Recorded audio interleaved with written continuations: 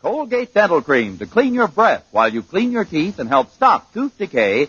And Luster Cream Shampoo for soft, glamorous, caressable hair bring you Our Miss Brooks, starring Eve Arden.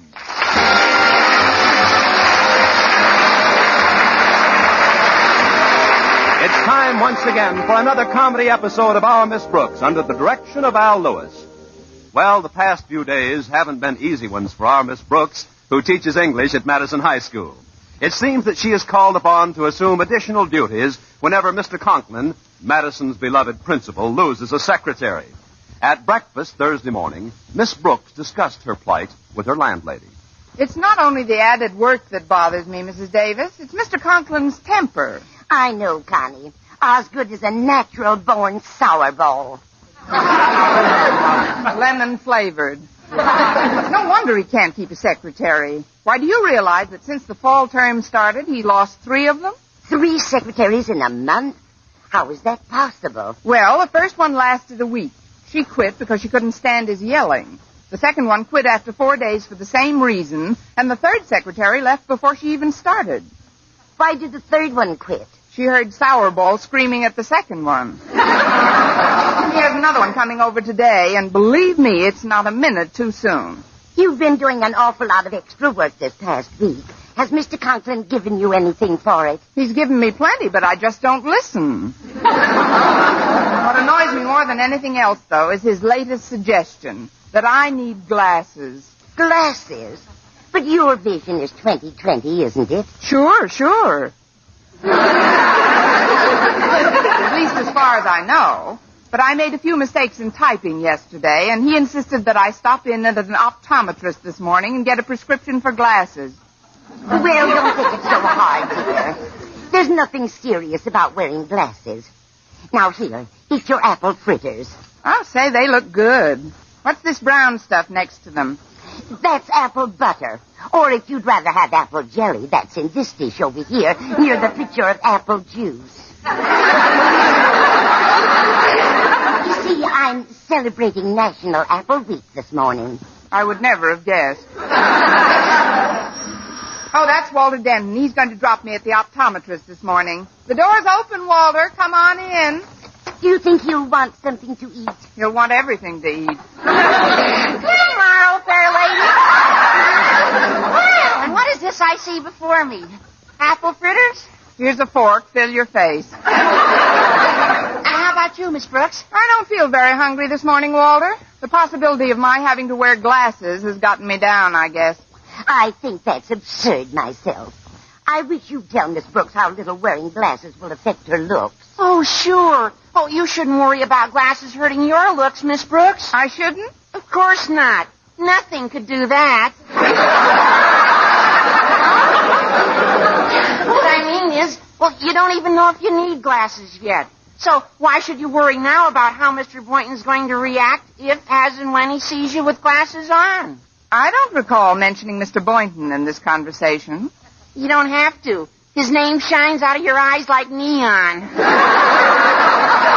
But even if you do put goggles on, I'm sure that Mr. Boynton will feel just like any other average male feels about it. And how is that? Well, most men feel that glasses are merely an inconsequential man-made accoutrement.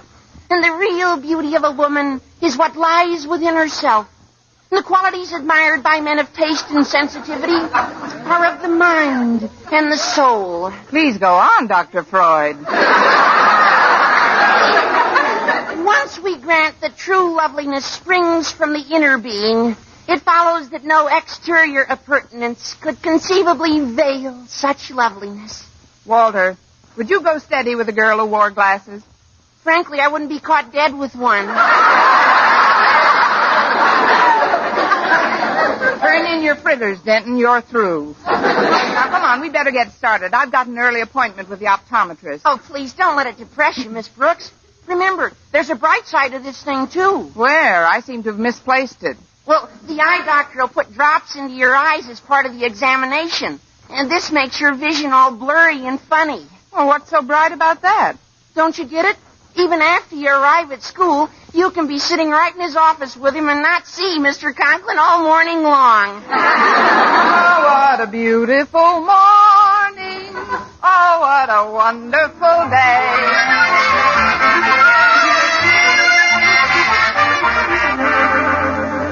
Oh, what a beautiful morning. Oh, what a beautiful day.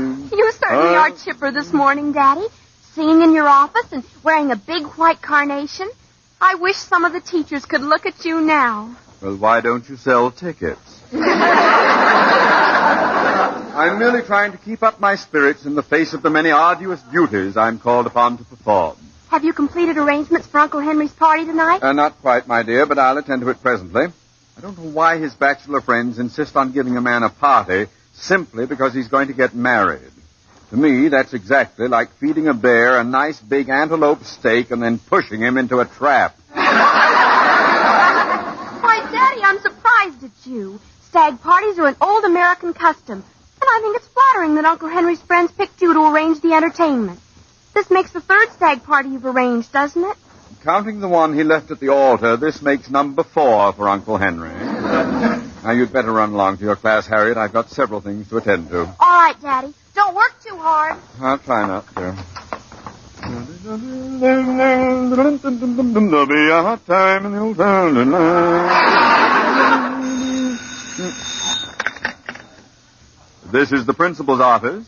Osgood Conklin himself speaking. Hello, Mr. Conklin. This is Mitzi Leroy. Some friends of your brother-in-law told me you were planning a little celebration for him tonight. Why, yes, we are going to have a party, but it's strictly stag. That's strictly why I'm calling. You see, Mr. Conklin, I'm in the entertainment business. You were planning some entertainment for this evening, weren't you? Yes. Yes, but frankly, I thought we'd provide our own merriment. One of the boys is quite competent on the cello. Competent on the cello. And if I say so myself, I'm not a bad hand with the cornet. What? No stereopticon views? Look, Mr. Conklin, your brother-in-law's friends have seen me dance at Star Theater, and they felt that I could provide just the sort of entertainment that would make your party tonight a big success. Oh, you're a dancer. And what kind of dances do you do, Miss Leroy? Let's just say I think you'll be pleased.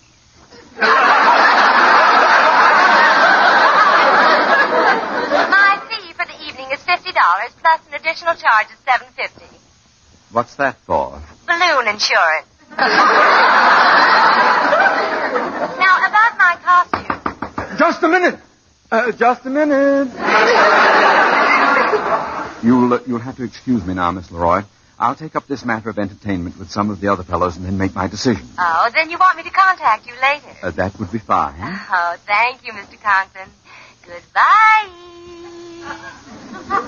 Goodbye. Come in. Come in. Oh, good morning, Mr. Conklin. How are you today? Fine, thank you. But I'm at my desk. You're talking to the umbrella stand. Oh, I'm sorry. It's these drops in my eyes. Mr. Conklin, what's the matter with you? What do you mean, what's the matter with me? Your face is so white, and it's all wrinkled. You're looking at the carnation in my buttonhole. Oh, thank goodness. I didn't see how your head could be leaning against your shoulder like that. But this blurry vision should pass in a couple of hours, and then I can type up the notes you need for the PTA meeting tonight. That won't be necessary, Miss Brooks. My new secretary is coming in this morning. Besides, I won't be addressing the PTA members tonight. There's another affair I have to attend. Another affair? Yes, my brother-in-law is getting married next week, and we're giving him a little party. Oh, Henry. Who's the lucky fourth? Who's going to address the PTA meeting if you don't show up? Mr. Stone, the head of the Board of Education, has kindly consented to go in my place. He'll be over this afternoon to pick up my speech. Now, I've got to leave for a while, so I'll appoint Harriet to monitor your first class, and I'd like you to stay here and take charge of my office until the new secretary arrives. Where are you going, Mr. Conklin? We're just chock full of curiosity today, aren't we? It so happens that I have a little shopping to do for the party. Some of Henry's friends will expect a bit of punch. I'm going to get the fruit for it now. peaches and things. Be careful of that fruit, Mr. Conklin. What do you mean? Judging from the way your eyes looked after the last stag, you ran into some very bloodshot peaches.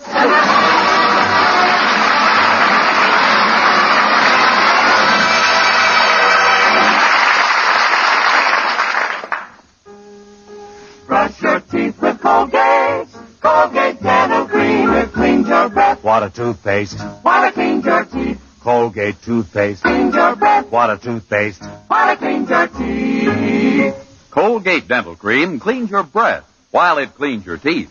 And the Colgate way stops tooth decay best. More than 2 years' research showed the Colgate way of brushing teeth right after eating helped stop more decay for more people than ever before reported in dentifrice history. Yes, the Colgate way stopped tooth decay best.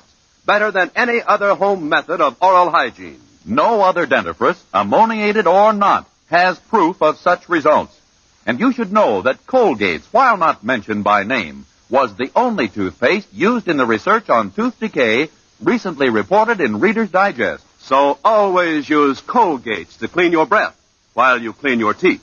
And stop tooth decay best. Brush your teeth with Colgate. Colgate Dental Cream. It cleans your breath. Water toothpaste. Water cleans your teeth. And the Colgate way stops tooth decay best.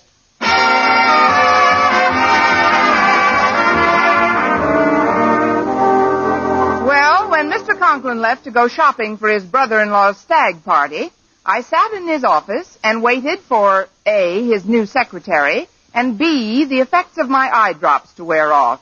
I got a good idea of the progress I was making when I answered a knock on his door. Come in. And what can I do for you, sir? The first thing you can do is take another look. What? Oh, it's a girl. Congratulations. But you see, I've had some drops in my eyes, and they're still quite blurry.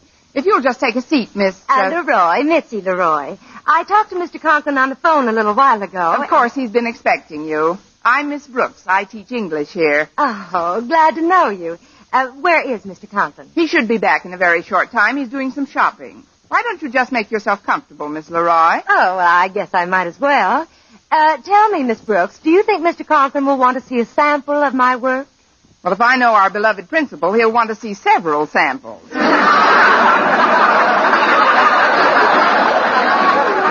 Sounds like he's pretty hard to please. Oh, you'll get used to him.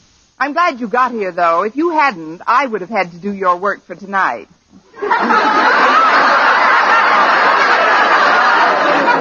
You? I might not look it, but I'm pretty efficient. Well, you could have fooled me. What do you do? Teach English on the side? Well, lately, that's been just about the size of it. I've had more outside work than I can handle. What do you work with, Miss Brooks? The usual tools of the trade. Some carbon paper and a typewriter.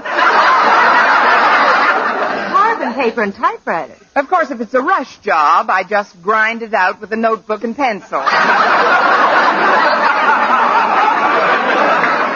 that's what I call a new wrinkle. How long have you been doing this sort of work? Just this season. Mr. Conklin's had a tough time finding anybody. Oh, he must be pretty particular. He is rather temperamental, but if you don't mind a little shouting now and then, you'll get along fine. Well, I'm used to that. I worked at an Elks convention last night. Oh. There's the bell for another class. Now that you're here, I can run along. Is there anything I can get you before I go? No, thanks. I've got everything I'll need in this bag.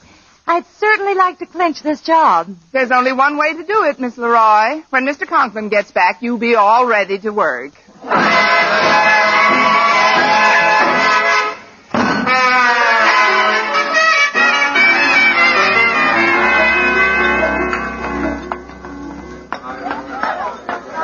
Miss Brooks, come on over to my table. All right, Walter. My, the cafeteria's jammed as usual. Yeah, that's why I like to get off in a corner and... Say, where did you get the tortoiseshell glasses? I just borrowed them from Miss Richardson. They don't actually do anything for my vision, but I want to try an experiment. Oh? Well, where is Mr. Boynton? Mr. Boynton? Sure. You want to see how he react if you really do have to wear glasses? Where is he? He's coming through that aisle over there.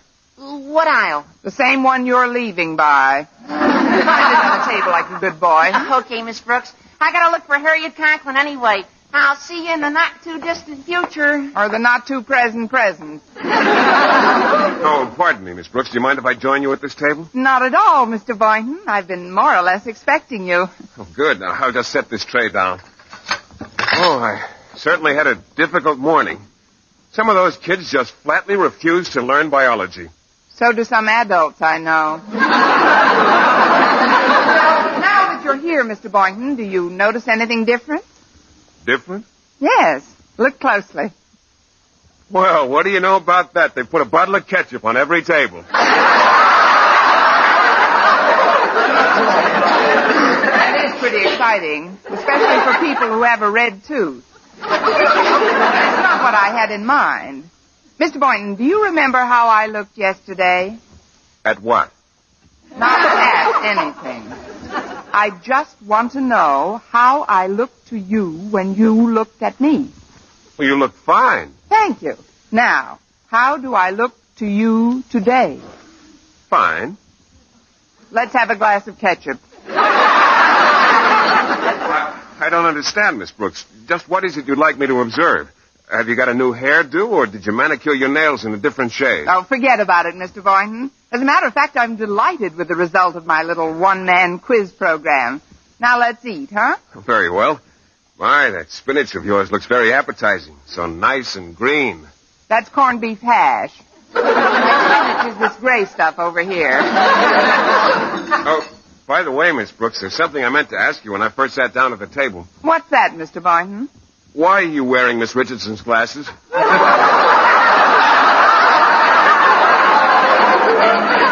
you did notice them. Oh, yes, they're quite becoming. As a matter of fact, they make you look much more mature. Mature? But do you like me that way? Of course, everything benefits with age. I'm not ready for old age benefits. I mean, what about the girl I was? The gay, carefree, youthful girl. Oh, I didn't know you then. That does it. Hand me a blotter. I'm giving these eye drops back to the optometrist. You mean you've been examined for glasses, Miss Brooks? Mr. Conklin insisted, but I still think he's wrong. Excuse me, Mr. Boynton. Miss Brooks, there's something I gotta tell you. What's the trouble, Walter? You look as if you'd seen a ghost. I looked into Mr. Conklin's office for Harriet, and believe me, what I just saw was no ghost.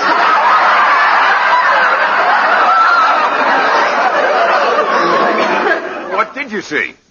Holy cow! Oh, now calm down, Walter. I presume you're referring to Mr. Conklin's new secretary. If she's a secretary, I'm going to study to be a principal. Boy, what beautiful little feet she's got. Is that all you noticed? Oh, her dress was beautiful, too. I saw it hanging in the closet.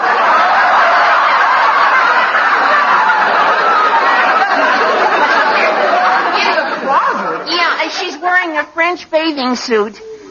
Don't you see, Miss Brooks? She's no secretary. She's a dancer. She told me she was trying to get a job entertaining tonight at a party Mr. Conklin's giving for his brother-in-law. His brother-in-law? Henry. He's a 4-time loser.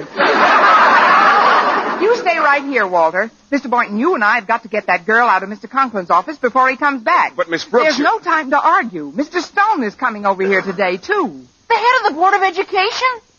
Gosh, if he sees what I saw, he'll flip what's left of his wig. This sounds like a crisis. We better take a look at this creature. Darn those optometrists. They never know whose eyes to put the drops in.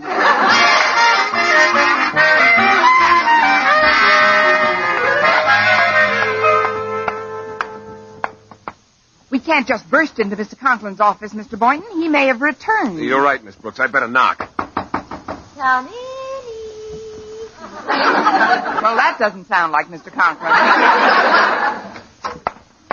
Well, hello. Holy cow! Miss Leroy, what are you doing in that French bathing suit? Blowing up my balloon. I work with several of them. Oh, but there's been a terrible misunderstanding. You've got to leave here at once. Oh, what's the hurry, honey? Don't you think you should introduce me to your friends? No, I don't. That isn't very polite, Miss Brooks. Miss Leroy, my name is Philip Boynton. I teach biology here. What time? Please, Miss Leroy, you ought to put some more clothes on. She'll catch her death of cold that way, don't you think so, Miss Brooks? Yes, but not soon enough. Now, where are your things, Miss Leroy? I'll help you get dressed. Oh, they're on that chair by the desk. But I've got to do an audition for this job tonight. You told me yourself to get ready, Miss Brooks. That's when I thought you were a secretary. Now, will you please put your dress on? Oh, it's too late, Miss Brooks. Mr. Conklin's just coming in the front door. I saw him through the window. Well, it's about time he showed up. I love life.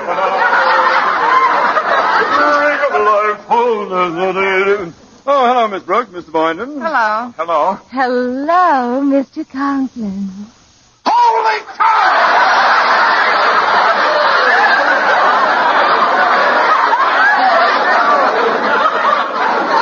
Miss Brooks, I left you in charge of this office. What is this woman doing here in that getup? She's just blowing up her balloon.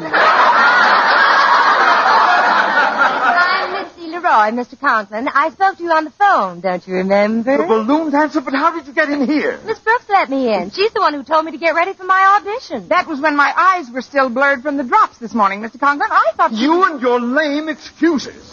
Do you realize that Mr. Stone is due here any moment to pick up a speech I wrote for the PTA meeting tonight? But, Mr. Conklin... And do you realize further that the title of that speech is Propriety in Our Schools? Holy smoke!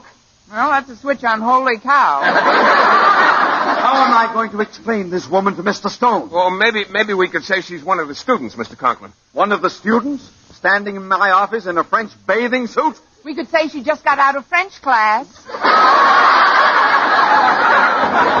That's Mr. Stone now. Miss Leroy, please, you've got to hide. Hide? But where? In my closet, that's it.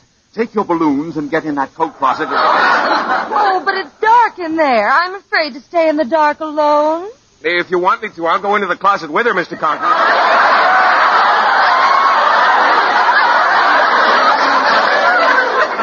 Over my dead body. It will just take a few minutes, Miss Leroy, and you'll be... I'll be right there. Please, Miss Leroy, I'll engage you for tonight's party for any fee you name if you'll just get into that closet and stay there. Oh, well, if it's really a deal, I might as well cooperate. But try and make it snappy, will you? I'm getting a little chilly. Now, whatever you do, please help me get rid of Mr. Stone in a hurry. We'll do our best, Mr. Conklin. I'll let him in. Well, look who's here, Mr. Conklin. It's Mr. Stone. Why, so it is. Who were you expecting, Gypsy Rose Lee? Gypsy Rose Lee. That's a good one. Quiet, Boynton, quiet. Mr. Boynton and Miss Brooks were just discussing some details of the PTA meeting tonight, Mr. Stone. But unfortunately, my new secretary hasn't arrived, so the notes aren't typed up. However, if you'll come back in an hour, I'll have them all ready for you. Goodbye, Mr. Stone. I'll walk you to the door if you like. Now, not so fast. I'd like to sit down and chat for a moment, Osgood. Sit down. Very well, sit right here by my desk, Mr. Stone. I'll just take these silk stockings and other garments off.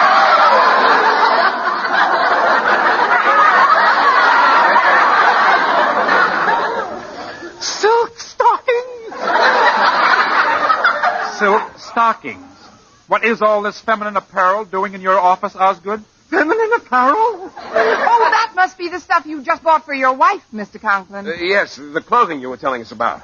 None of this is wrapped, and those garments look as if they've just been worn. Well, Mr. Conklin and his wife are both the same size, and somebody's got to try this. Now, you finished chatting with Mr. Conklin. I have not finished. Gesundheit. Gesundheit. Gesundheit. Gesundheit.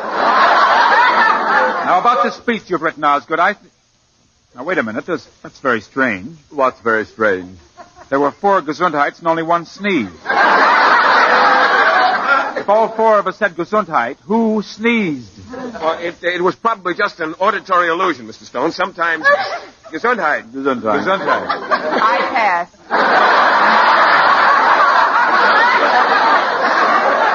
I must be catching a cold. That sounded like it came from the coat closet.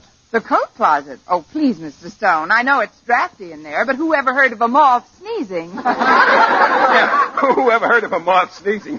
That's rich. Bless me, bless me. One of those sneezes came from inside that closet. Oh, but that's absurd, Mr. Stone. Now, let me tell you about the speech tonight. In it, I have shown conclusively, I believe, that overly progressive methods of running a school are not always the best. No, indeed. That's one bubble I have always tried to burst. Something funny going on here, and I'm going to find out what it is. Come out of that closet, whoever you are. Why, hello, Mr. Stone. Holy cow! Walter was right. There goes what's left of his wig.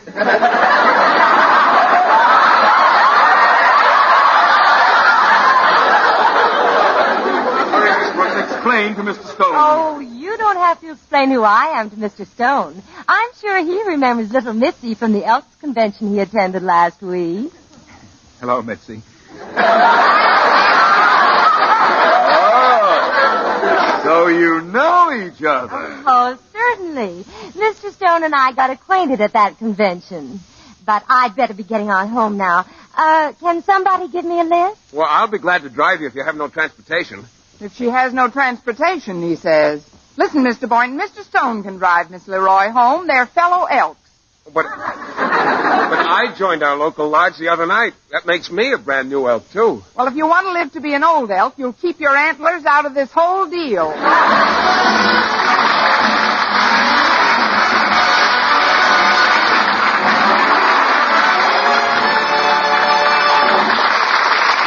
As our Miss Brooks returns in just a moment, but first... Dream girl, beautiful luster cream girl. Tonight? Yes, tonight. Show him how much lovelier your hair can look after a Luster Cream shampoo. Luster Cream, world's finest shampoo. No other shampoo in the world gives you Kay Daumit's magic blend of secret ingredients plus gentle lanolin. Better than a soap, better than a liquid, Luster Cream is a dainty cream shampoo. Leaves hair 3 ways lovelier. Fragrantly clean, free of loose dandruff, glistening with sheen, soft, manageable. Even in hardest water, Luster Cream lathers instantly. No special rinse needed after a Luster Cream shampoo. So gentle, Luster Cream is wonderful even for children's hair. Tonight? Yes, tonight, try Luster Cream shampoo. Dream girl, beautiful luster cream girl. You owe your crowning glory to a luster cream shampoo. And now, once again, here is our Miss Brooks. Well, as soon as I got home after school, I told Mrs. Davis all about the day's events. And when I had finished, she clucked sympathetically. Cluck, cluck, cluck, what a day. But at least you've still got a pleasant evening to look forward to. You've got a date with Mr. Boynton, haven't you? I thought I did, but he just called to tell me he's going to the party Mr. Conklin's giving for his brother-in-law. On top of that, the new secretary never did show up, so I'll be saddled with all that extra work this week. That's too bad, Connie. But I'm particularly sorry to hear that you have no date for tonight. It's just as well, Mrs. Davis. It'll give me a chance to practice. Practice what, Connie? Typing? No, blowing up a balloon without getting too winded to dance. This is Vern Smith reminding you to tune in next week to another Our Miss Brooks show brought to you by Luster Cream Shampoo for soft, glamorous, caressable hair and Colgate Dental Cream to clean your breath while you clean your teeth and help stop tooth decay. Our Miss Brooks, starring Eve Arden, is produced by Larry Burns, written by Al Lewis with the music of Wilbur Hatch. Doctors prove Palmolive soap can bring you a lovelier complexion in 14 days. Yes, 36 leading skin specialists prove in tests on 1,285 different women that Palmolive soap facials, using nothing but Palmolive, brought new complexion beauty to 2 women out of 3. Just wash your face 3 times daily with Palmolive soap, each time for 60 seconds, massaging Palmolive's beauty lather onto your skin. Then rinse and pat dry. So start your Palmolive facials today. Remember, doctors prove Palmolive soap can bring you a lovelier complexion in 14 days. This is CBS, the Columbia Broadcasting System.